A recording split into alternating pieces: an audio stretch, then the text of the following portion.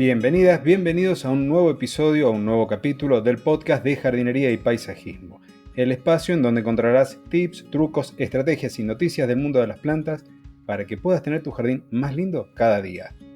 Hoy es uno de esos episodios muy especiales para mí porque es una entrevista y del otro lado de la cámara tengo ni más ni menos que a una ingeniera agrónoma que me hizo alucinar con su trabajo.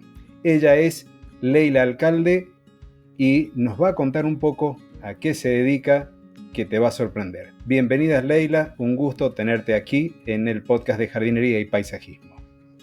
Un placer, Claudio. Muchas gracias por invitarme. En esta ocasión vamos a conocer un poco a la profesional que nos acompaña, pero también algunos aspectos relacionados con su extraordinaria actividad. Tiene una visión del huerto y del jardín un poco diferente, porque en este caso se centra en las personas que van allí a cuidar y a cultivar las plantas. Hola Leila, entonces quiero que nos cuentes Hola. a qué te dedicas y quizás en pocas palabras, ¿qué hace una terapeuta hortícola? Pues muchas gracias, Claudio. Como bien has dicho, soy Leila Alcalde Banet. Soy de España, de Galicia, y ahora mismo resido en Londres, en Reino Unido. Soy ingeniero agrícola.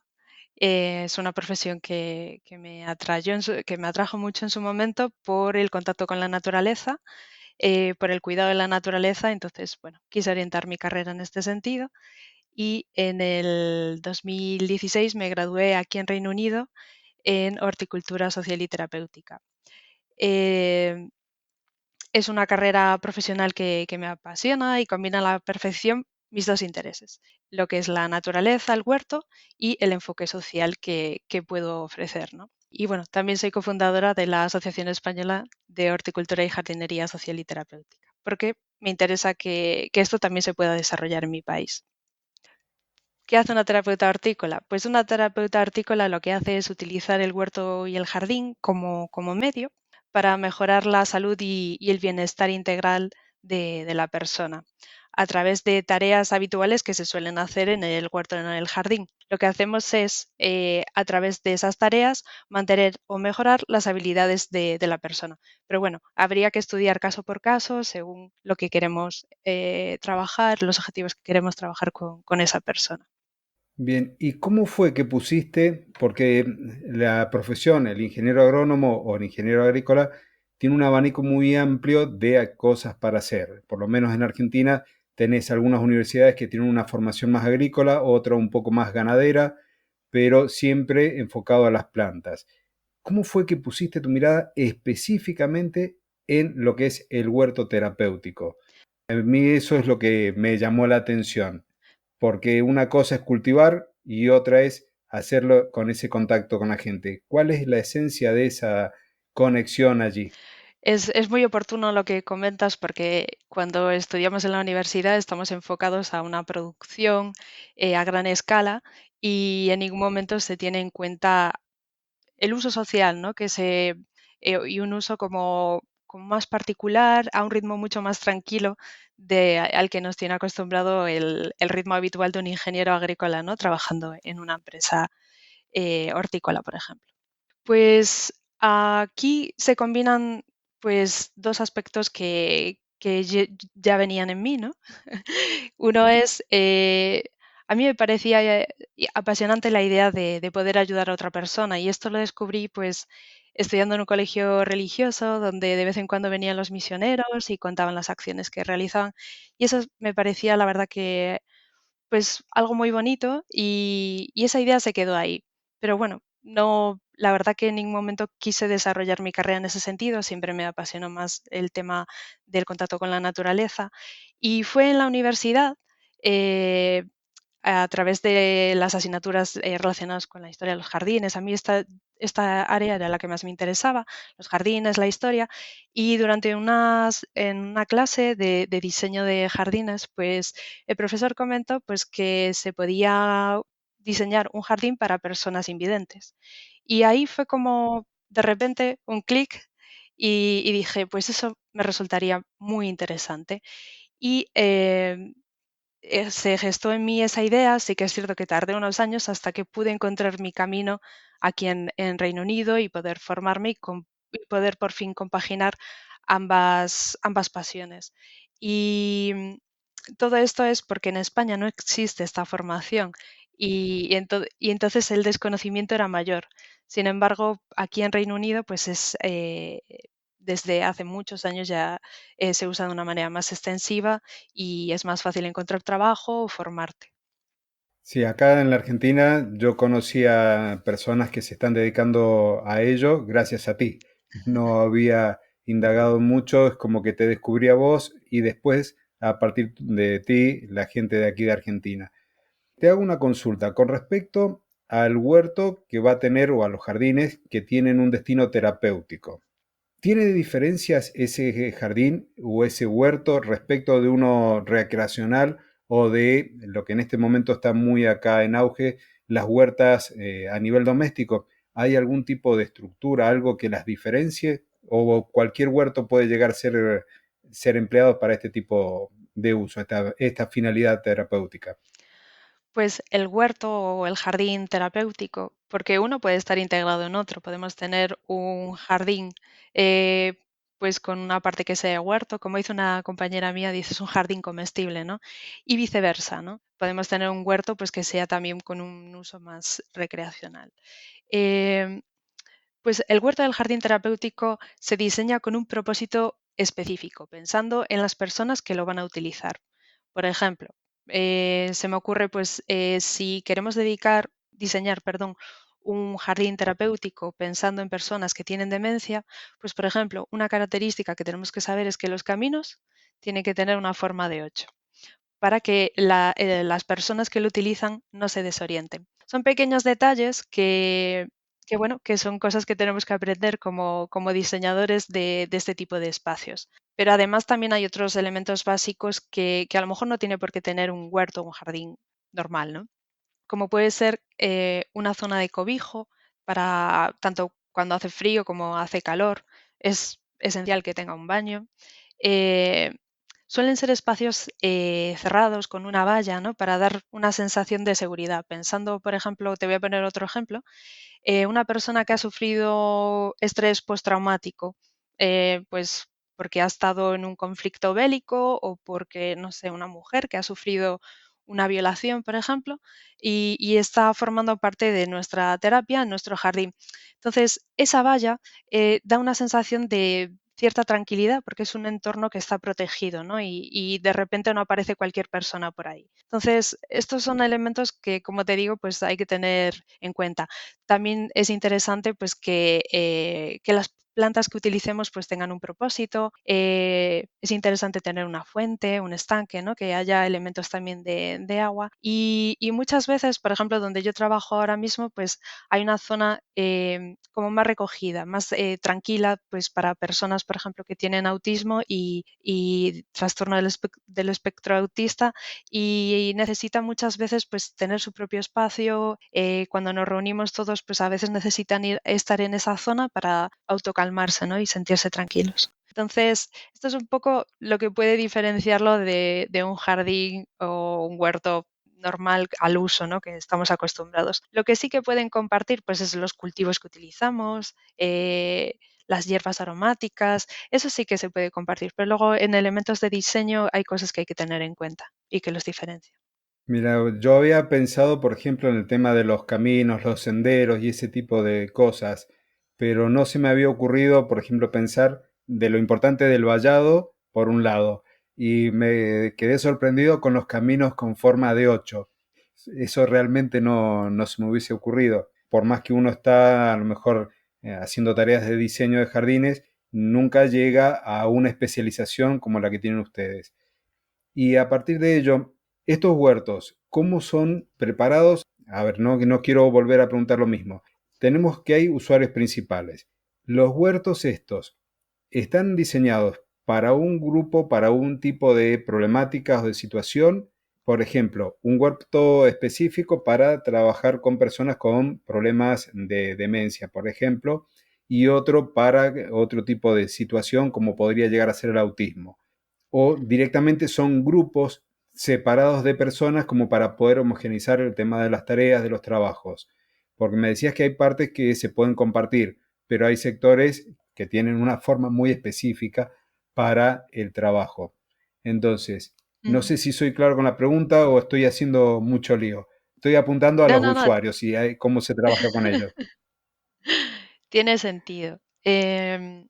Claro, yo el jardín o el huerto terapéutico, pensando en personas que tienen demencia, ¿dónde se van a ubicar? Habitualmente en centros para personas mayores. No, ahora mismo no soy capaz de pensar en un jardín de estas características que esté fuera de unas instalaciones Ujú. como esas. Entonces, sí que es cierto que está diseñado, pensado en las personas que tienen demencia, pero sabemos que en los centros de mayores no todo el mundo tiene demencia. Lo que pasa que Ajá. es importante que sea un jardín inclusivo. Inclusivo es una palabra que utilizamos bastante. Entonces, sí que es cierto que si vamos a trabajar, cada jardín tiene una característica, es decir, según el objetivo que queramos trabajar, según el colectivo con el que queremos trabajar, pues vamos a tener que tener en cuenta todas estas características. Entonces es muy importante que diferenciemos uno de otro. Sí que es cierto que hay grupos, hay ciertos colectivos que no pasa nada por mezclarlos y porque se pueden apoyar los unos en los otros y el jardín en sí va a ofrecerles todos esos beneficios. Pero como te decía, pues si vamos a trabajar yo trabajo ahora mismo con el colectivo de personas con discapacidad intelectual y personas con trastorno del espectro autista, pues sí que hay que tener en cuenta pues que las personas con trastorno del espectro autista necesitan su propio espacio. ¿Vale? Y entonces el resto del jardín, digamos que vale para todo el mundo, pero hay una zona que está dedicada para ellos exclusivamente.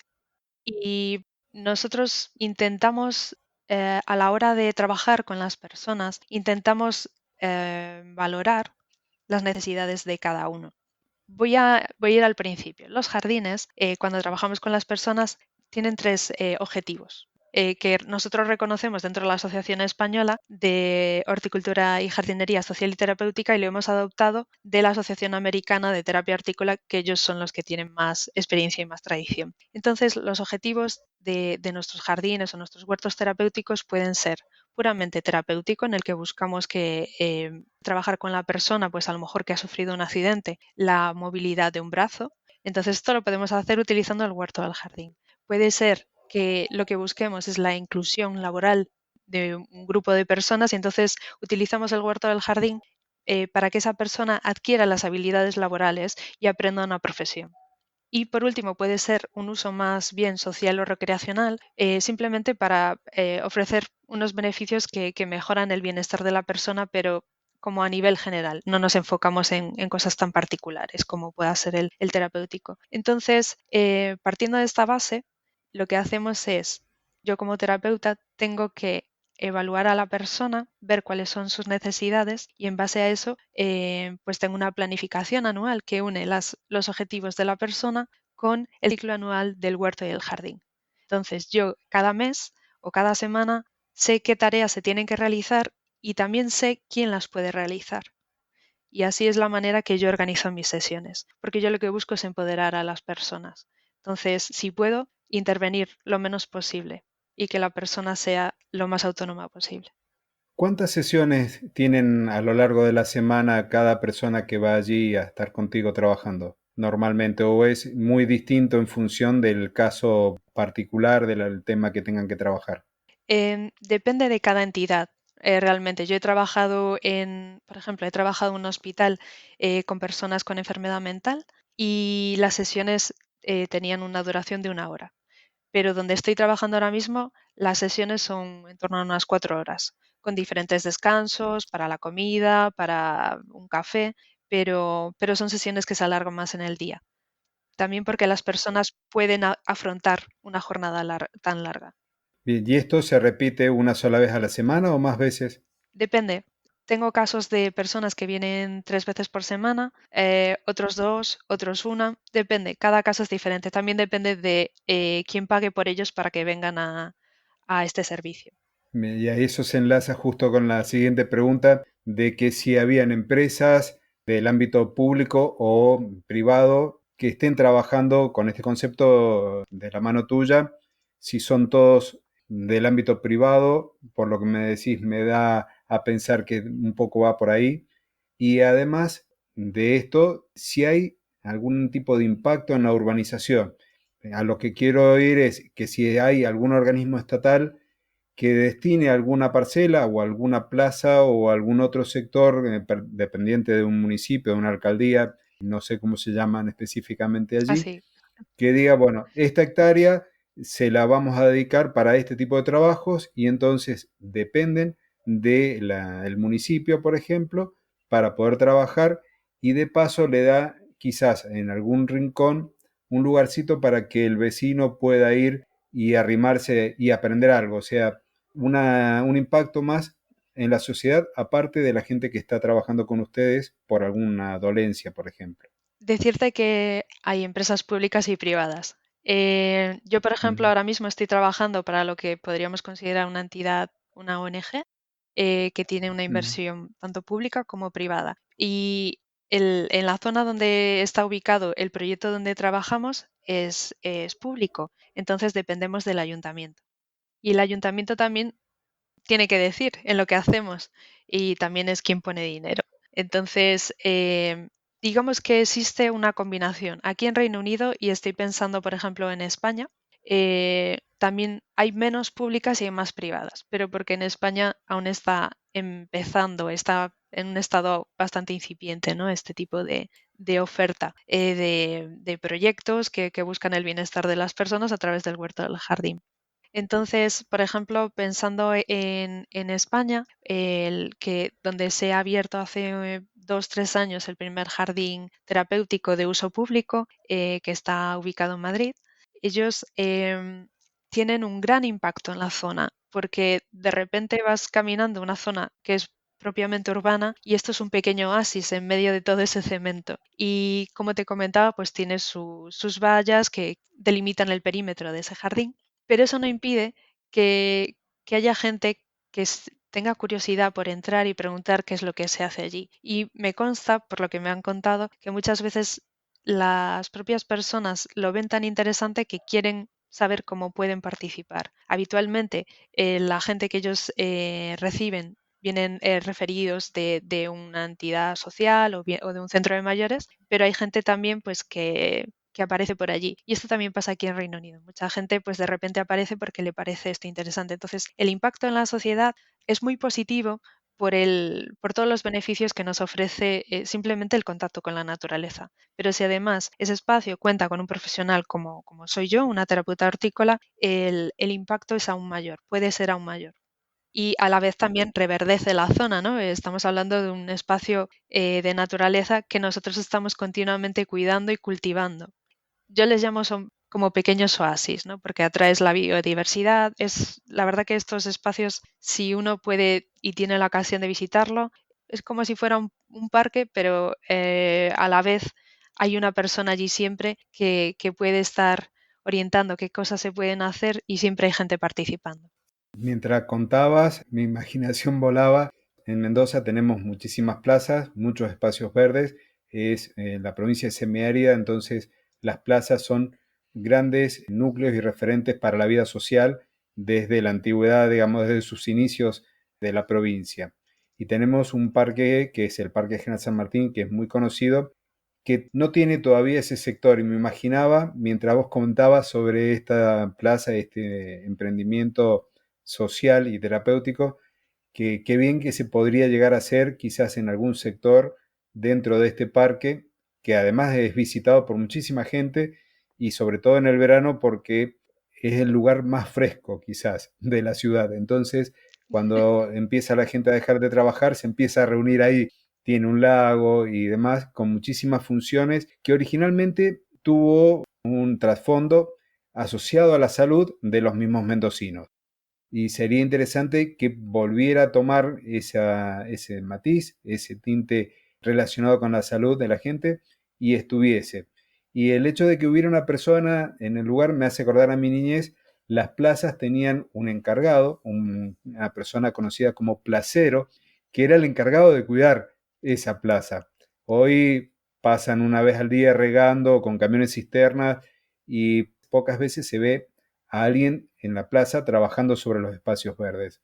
Y es algo que sería más que interesante, sin duda que debe ser difícil de afrontar para cualquier municipio o alcaldía tener gente especializada en esos espacios. Pero realmente si uno pone la balanza en los beneficios, creo que termina saliendo barato, que es algo económico.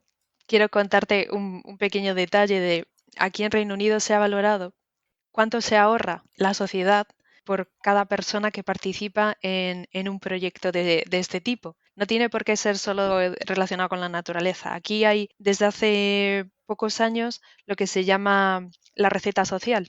Entonces el médico, en vez de recetarte una medicación, o puede recetarte la medicación, pero a la vez también puede recetarte esta receta social, valga la redundancia, en el que se busca qué intereses tienes y bueno, centrándonos en los proyectos que están orientados al contacto con la naturaleza, lo que se ha visto es que por cada libra que se invierte en un proyecto de estos, el retorno a la sociedad es en torno a 7-8 libras, con lo cual se está ahorrando dinero. Lo que pasa que este impacto se está viendo aquí y poco a poco se está trasladando a otros países. Así que yo creo que es cuestión de tiempo que veamos proyectos de este tipo en nuestros países de una manera más habitual. Esperemos que se invierta mucho. Te hago una consulta a partir de las charlas que hemos tenido en otro momento. Una persona que ha estado trabajando contigo, con el grupo de especialistas, y ya hizo todo el trabajo que tenía que hacer y tiene, podríamos llamarlo de alguna forma, el alta terapéutica. Sé que hay casos en donde siguen trabajando, que hay como un proyecto post a ese proceso de trabajo, que tiene un impacto netamente también social. ¿Nos podés contar un poquito sobre esas experiencias? Yo la verdad que con pocas personas he trabajado que tengan el alta. Ujú. Em, Sí, bueno, sí que hay personas que tienen el alta, ¿no? Porque, por ejemplo, pensando en el hospital, pues había personas que digamos que se movían a otro sitio, pues porque ya estaban preparadas.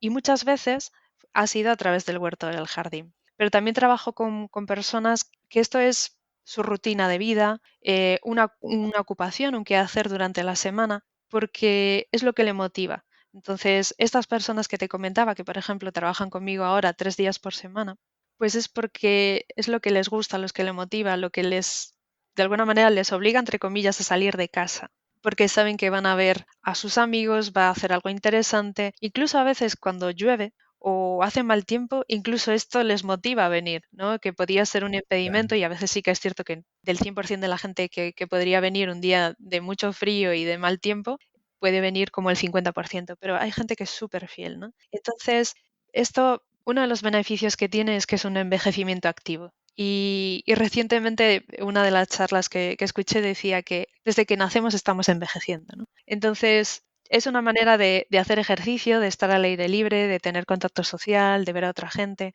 pensando desde el punto de vista de colectivos que son más vulnerables y que quizás no tengan este tipo de oportunidades en otros entornos. Y nosotros se lo podemos brindar a través del huerto del jardín. antes que te haga una consulta con respecto a cómo trabajan desde el punto de vista ya agrícola.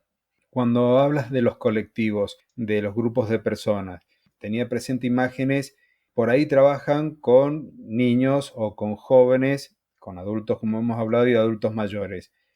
En ese tipo de casos, además de ustedes como profesionales terapéuticos, ¿qué otro tipo de profesional está asistiéndolos a ustedes como para encontrarse o para poder solucionar una situación particular, por ejemplo, de un ataque de epilepsia? Se me ocurre, no sé, ¿qué otra persona la tienen ustedes de apoyo? Porque sé que no, intuyo que no están solas en ese momento del trabajo.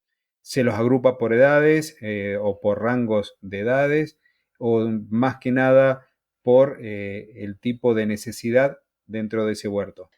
Respondiendo a lo último que dices, habitualmente es por el tipo de necesidad. Yo trabajo con adultos, con edades comprendidas desde los 18 hasta los 60 años. Y el grupo es mixto. Lo que intentamos es que el grupo sea homogéneo. No puedo tener un grupo de 10 personas, por ejemplo, que necesiten que yo esté aquí se dice uno a uno, ¿no? Es decir, hay gente que necesita mucho apoyo. Ujú. Entonces yo no puedo tener 10 personas que necesitan mucho apoyo, porque para eso necesito más gente trabajando conmigo. Idealmente, la ratio es de 2 usuarios por terapeuta, aunque yo diría que puede ser hasta 4 con un terapeuta, dependiendo de las necesidades de cada persona. Y por otro lado, se me olvidó lo que me preguntaste, me tienes que repetir. Que junten muchas cosas. No, una era el hecho de que si los agrupaban en función de las terapias o si de las edades, eso ya me lo respondiste. Y la otra tenía que ver con la gente de apoyo que tienen ustedes en el trabajo. Si hay psicólogos, docentes, Ujú. no sé, enfermeros que estén a la par de ustedes trabajando y asistiéndolas también a ustedes, más allá de la gente que está ahí participando de las tareas que ustedes les dan o les asignan. Esto depende mucho de cada entidad y del objetivo que tengan con respecto al uso del huerto y del jardín. Como te decía antes, si hablamos de un ámbito terapéutico, yo, por ejemplo, trabajando en el hospital, trabajaba en un grupo, en un equipo multidisciplinar con terapeuta ocupacional, psicóloga, psiquiatra, médico. Entonces, era un equipo muy completo y mi parte muchas veces era la que más aportaba, porque las personas con enfermedad mental y pensemos que, claro, las sesiones con un psiquiatra, con un psicólogo, pues son en una habitación encerrado, mientras que conmigo estaban al aire libre. Muchas veces no hay un contacto directo, sino que estás trabajando y a partir de ahí surgen muchísimas conversaciones muy interesantes. Entonces, era muy interesante siempre lo que yo podía aportar a este equipo multidisciplinar. Por otro lado, ahora mismo donde estoy trabajando hay terapeutas ocupacionales, hay gente especializada en el bienestar de la persona y yo estoy formada en primeros auxilios. Por el caso que decías, por ejemplo, si a una persona le da un Ah, ataque epiléptico, sé cómo reaccionar y evidentemente tengo que llamar a la ambulancia para que dé el servicio, que mis conocimientos son limitados, ¿no? Los primeros auxilios, como digo. Pero habitualmente sí, suele ser un equipo multidisciplinar, aunque también es cierto que existen proyectos en el que simplemente están terapeutas o hortícolas o se combina el terapeuta hortícola con el terapeuta ocupacional. Siempre se une la parte sociosanitaria, ¿no? Que conoce más a la persona, porque yo como ingeniera pues no tenía experiencia trabajando con personas hasta que me metí en este mundo y cada vez vas aprendiendo cada día, la verdad. ahora sí, pasando netamente a lo que es la parte productiva. Todo huerto tiene insectos que se alimentan de las plantas, que no son las que nosotros estamos queriendo, no queremos criar insectos, sino que queremos cultivar plantas que estén sanas, que estén lindas. Los principios de horticultura que ustedes utilizan están relacionados a la horticultura orgánica o directamente hay una plaga, se ve el momento, se aísla quizás el sector, se hacen los tratamientos y durante 10 días no se trabaja allí, cosa que dudo, pero me gustaría que nos cuentes cómo son esas prácticas, porque toda planta tiene un ciclo, desde el momento que se hace el almácigo hasta que se cosechan los frutos, o en el caso de los frutales, el tema de las podas y demás, y qué hacen en épocas, por ejemplo, de invierno, cuando no hay plantas como para estar cultivando, estar cuidando, o que el frío, como estamos en este momento, ustedes están en pleno invierno, los lleva a estar encerrados en una habitación para el trabajo. ¿Por qué no nos cuentas todo ese proceso de cultivo, lo que tiene que ver con la agricultura más que con la parte terapéutica? Por supuesto. Nuestras prácticas son siempre respetuosas con el medio ambiente. La verdad es que no conozco a ninguna terapeuta hortícola que utilice productos químicos. Y te cuento la razón. Porque trabajamos con personas que se pueden llevar a la boca un tomate que estamos cultivando, y quizás esa persona no pueda entender que tiene que haber un periodo entre el tratamiento hasta que lo podemos comer. Entonces, esta es una de las premisas de por qué no utilizamos productos químicos. Además, porque todas las personas que yo conozco hasta ahora que son terapeutas hortícolas tenemos un profundo compromiso con el medio ambiente y con el trabajo que hacemos.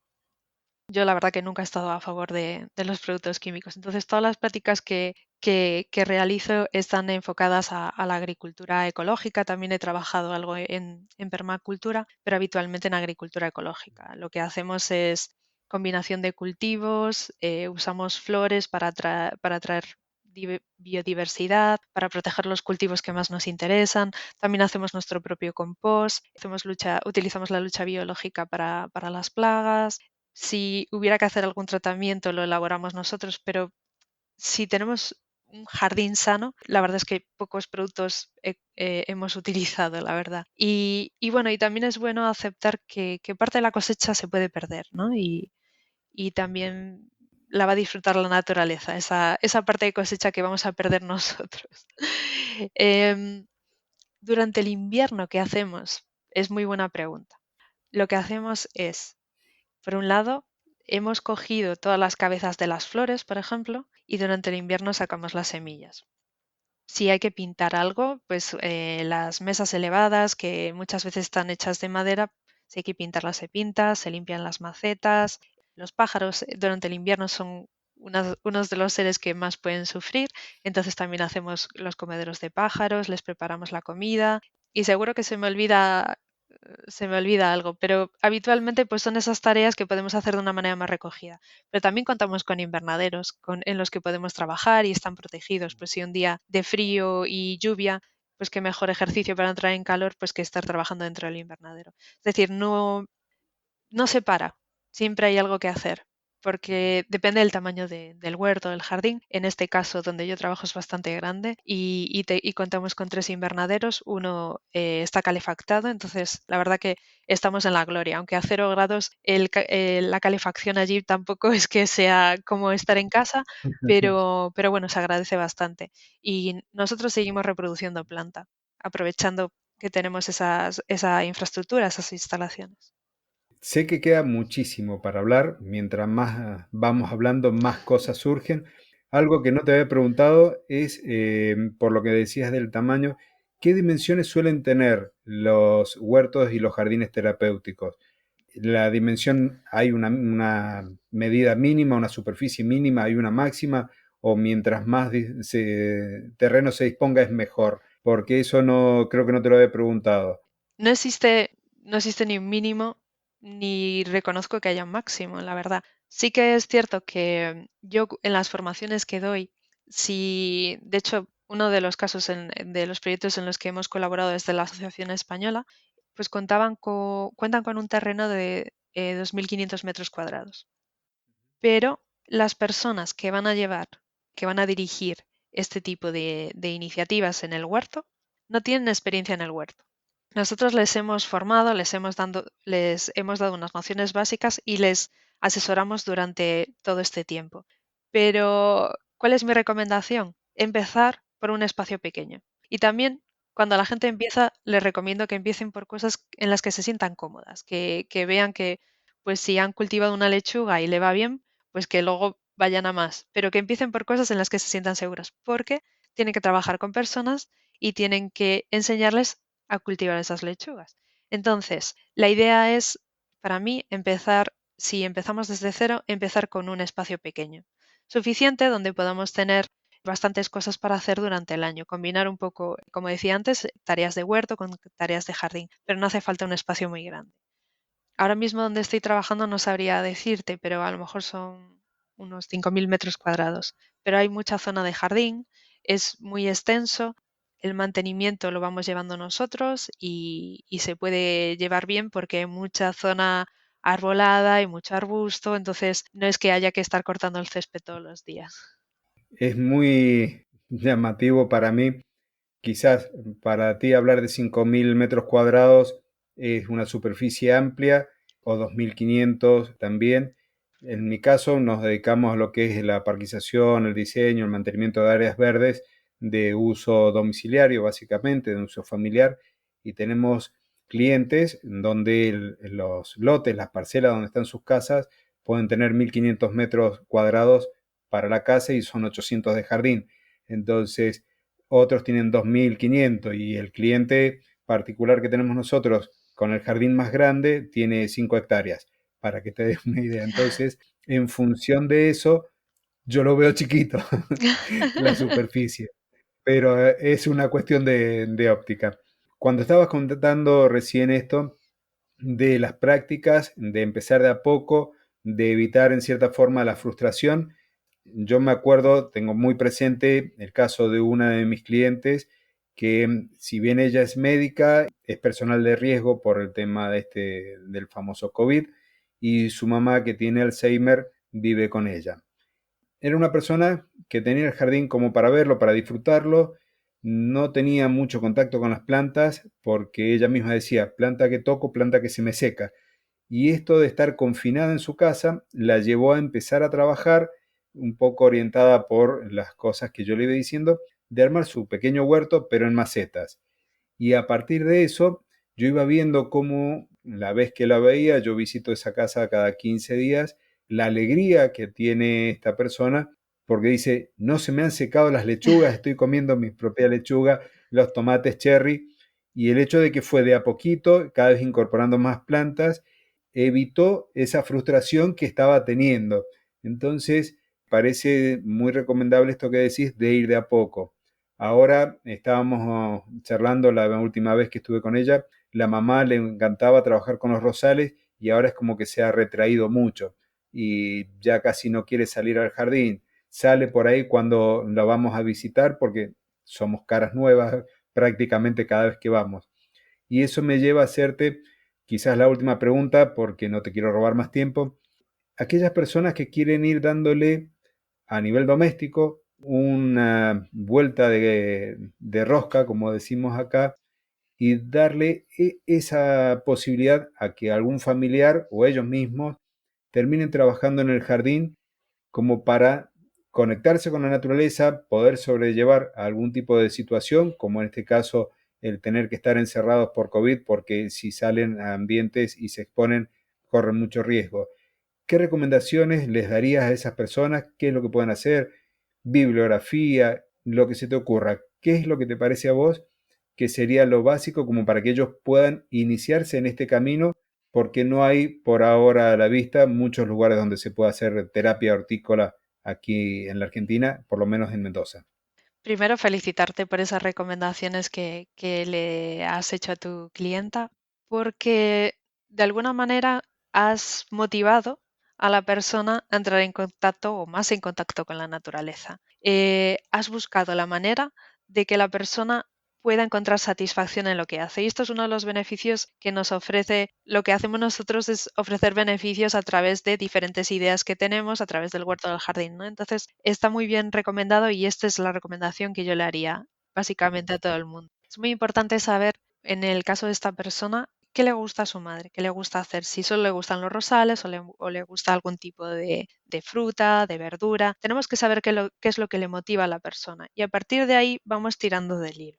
¿Vale? Yo recomendaría a todo el mundo tener plantas aromáticas y buscar la finalidad con que las podemos utilizar luego en la cocina, no sé, preparar un popurrí o, ¿sabes?, para aromatizar la casa. De algo tan simple como pueda ser una planta de romero, podemos hacer muchas cosas. Podemos hacer un aceite, podemos hacer, como te digo, algo aromático, podemos cocinar con él. Entonces es cuestión de ver lo versátil que es esa planta, esa flor, lo que vamos a utilizar y a partir de ahí, pues dejar que la imaginación vuele y hacer diferentes cosas. Porque si esa es la planta, la flor que le gusta a esa persona, pues vamos a potenciarlo. Porque necesitamos, en el caso de una persona con demencia, necesitamos conectar con esa persona. Según el estado en el que se encuentre desarrollada la demencia en esa persona, pues puede ser más fácil o más difícil conectar o tener una conversación, ¿no? Entonces, eso es una manera de conectar con esos recuerdos que se llama reminiscencias, ¿no? Y a raíz de ahí tener una conversación. Yo en mis sesiones con personas, por ejemplo, con demencia, lo que hemos intentado pues es pues eso, empezar con las plantas aromáticas que habitualmente se utilizan para condimentar y decir, pues, ¿y con esto con qué preparas? ¿Qué receta has preparado? Y a raíz de ahí te cuentan un montón de historias y lo que quieren es pasárselo bien, sentirse acompañadas durante el tiempo que sea y esto es bueno, pues algo, como digo yo, es muy simple, no es milagroso, pero siempre ayuda. Entonces, yo empezaría por las hierbas aromáticas y es muy básico saber qué es lo que le gusta a la persona. Y si es una persona que no tiene ningún tipo de patología y simplemente pues ahora mismo está pasando por un periodo de estrés, ansiedad por la situación que estamos viviendo, yo recomiendo comprarse plantas de interior, si puede ser, cuidarlas, dedicarles tiempo y dejar de un lado lo que es toda la tecnología y dedicar un rato a analizar, a ver cómo es esa planta, cómo es esa flor. Y bueno, yo es que tengo tanto plantas de interior como un huerto. Vivo en la ciudad, tengo una terraza y me propongo retos. Ya he superado la fase en la que me siento cómoda cultivando unas cosas y entonces voy buscando retos nuevos. Y así es como podemos avanzar. Bueno, ahí a lo que decías de las plantas aromáticas, para mí tanto los perfumes, los aromas y la música son de trasladarme a distintos lugares y a momentos. Así Eh, es. lo primero que fue, hemos puesto el jardín, es un jardín antiguo, todavía quedan tres olivos, perdón, de la época en que fue zona de cultivo, que fue una finca. Hemos puesto hace años romero, también tenemos tomillo, tenemos plantas de curry, orégano, Qué o sea, bueno. aromáticas hay de movida en un jardín cuando vamos armando huertas y la verdad que sí. Justo en este caso, esta casa en particular la había hecho la mamá con el papá cuando mi cliente eran niños y de ahí esa conexión con el jardín. Y se daba básicamente con los rosales y no tanto con los frutales, porque se ve que eso evocaba los recuerdos con su esposo que falleció hace muchísimos años.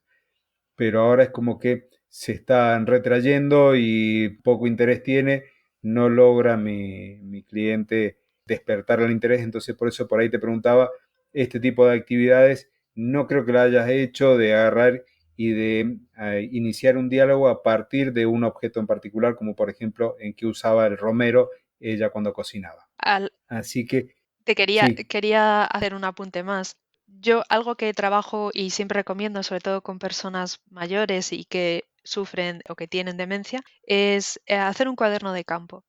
Sea la Ujú. persona más o menos creativa.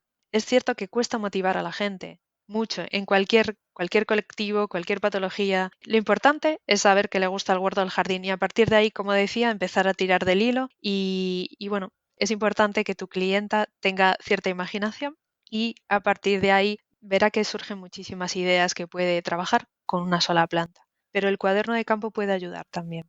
Bien, le voy a recomendar. La semana que viene estoy con ella, así que sin duda que eso lo vamos a charlar. No sé si querés comentar algo más, Leila, sobre alguna temática que consideres que haya quedado ahí media colgada o sin desarrollar. Si a mí me gustaría, por otro lado, es un poco reconocer tu trabajo diciendo, por un lado, cómo te pueden contactar, qué conexiones hay, porque esta asociación española que has cofundado, he visto las distintas entrevistas que han tenido con terapeutas hortícolas de distintos países de América Latina. Entonces, si alguien quiere contactarlos a ustedes, si se quiere formar en esto con ustedes, ¿cómo lo pueden hacer? Voy a decir varias cosas porque son muchas preguntas a la vez.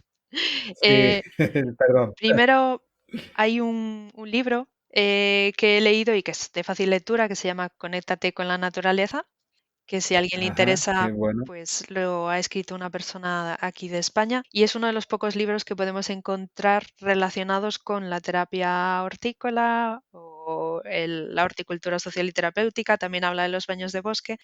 Para las personas que hablan inglés, este libro puede ser muy interesante.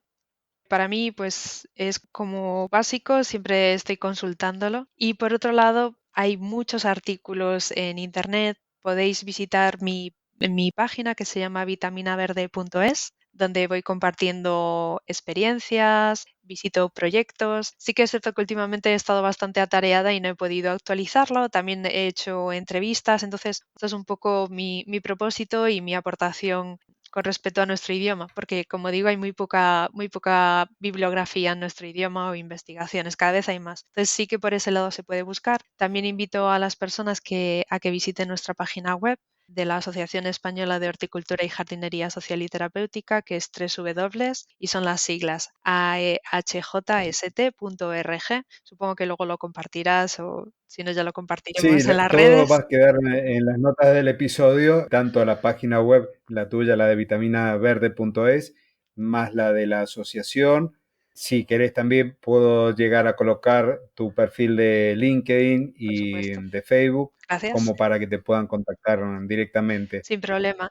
Y también a raíz de que las personas visiten nuestra página web de la asociación, van a encontrar un enlace a YouTube y ahí van a encontrar todas las entrevistas que hemos hecho, donde hemos conocido y donde contamos con seguir aportando, ir conociendo a profesionales que se dedican a la horticultura social y terapéutica en diferentes zonas de países de Hispanoamérica. Pueden buscarlo también con el hashtag Sabias Conexiones, que es como hemos llamado a este ciclo de entrevistas. Y he tenido el placer y tengo el placer de compartir esta pasión con gente que está en otra zona del mundo a mucha distancia, pero que cada conversación sabe a poco y siempre pedimos más. Sí, la verdad que cuando uno empieza a charlar con gente que habla el mismo idioma, más allá del castellano, se siente muy bien. Sí. Entonces, la bibliografía que has recomendado, tu página web, la de la asociación y demás, todo eso van a quedar en las notas del episodio para que la gente pueda consultarlo y contactarte. Estupendo. No sé si quieres agregar algo más. No, para nada. Te agradezco entonces enormemente que hayas estado acá y esperemos poder contar con tu participación en un futuro. No sé si será posible. Por supuesto que sí.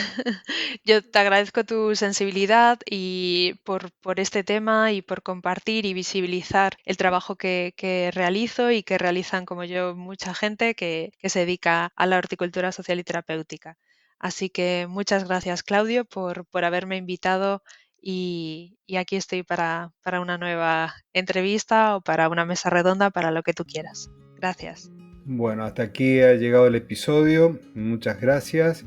Nos estaremos encontrando entonces en el próximo episodio del podcast de jardinería y paisajismo.